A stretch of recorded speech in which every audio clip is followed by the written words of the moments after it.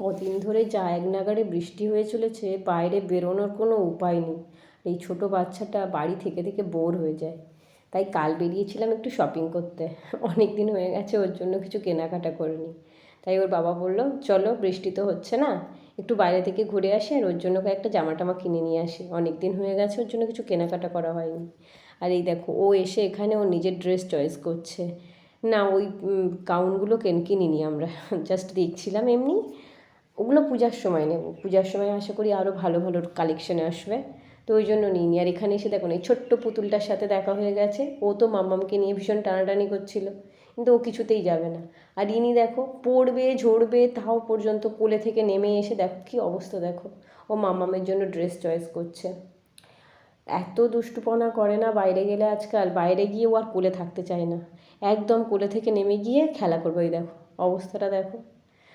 আয়না ওর ভীষণ প্রিয়, আয়নার সামনে কত রকমের যে ম্যাজিক করে। ও আমার জন্য ওই ড্রেসগুলো কিনে দেবে, চিন্তা করতে পারো। মার কত খেয়াল রাখে, বাইরে ড্রেস কিনতে গেলে আগে মার জন্য কী কিনবে, পাপার জন্য কী কিনবে, এটা পছন্দ করেছে নিজের জন্য, ওইটা কিনতে হবে। না, ওর বাবা ততক্ষণে অলরেডি টাকা দিয়ে দিয়েছে, মানে কাউন্টারে বিলিং হয়ে গেছে, সেই জন্য আর ওটা নেওয়া হয়নি। পরের বারে গেলে ওটা নেবার। এখানে দেখো আমরা খেতে এসেছি, আগে থেকে আমরা ঠিক করেই গেছিলাম যে আজকে রাতের ডিনারটা আমরা বাইরে থেকে সেরে আসবো। সেই মতো মোমো আর এগরোল খেয়েই বাড়িতে আসার কথা ছিল, তা সেই মতো চলছে। এখানে একটা মেলা চলছিল, মানে আমরা যেখানে কেনাকাটা করেছি তার পাশে একটু মেলাটা চলছিল। সেদিন কালকেই লাস্ট ডেট ছিল। বেশ ভিড় ছিল, মানে কদিন বৃষ্টির জন্য মানুষ তো বাইরে বেরোতে পারেনি।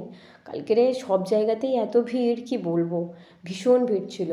আর এই মেলাটাতে এসে যে একটু কিছু কেনাকাটা করবো, একটু যে ঘুরে দেখবো কিছু, সে সময় হয়ে ওঠেনি। জাস্ট এমনি ঘুরলাম আর চলে আসলাম, খুব তাড়া ছিল। আর রাত্রেবেলা এসে দুজনেরই খিদে পেয়ে গেছে। মোমো আর রোল তো খেয়েছি সেই 6:30 7টার সময়। তারপর ও এসে বলছে খুব খিদে পেয়েছে, কী খাবো বলো তো। ফ্রিজে আমি না সত্যি বলতে ভাত তরকারি এসব রাখি না, ওই জাস্ট মাছ সবজি কোল্ড ড্রিঙ্কস, দই মিষ্টি এসবই রাখি। কিন্তু ফ্রিজ খুলে দেখছি না দই আছে আর না মিষ্টি আছে। হ্যাঁ, দইটা ছিল, তবে টক দই। রাত্রেবেলা কে টক দই খায় বলো, মিষ্টি দই হলে না হয় তাও একটু ভাবা যেত। তারপর দেখছি এই দুটো কফি পড়ে রয়েছে, সেই ভাই মাছ দই আগে পাঠিয়েছিল।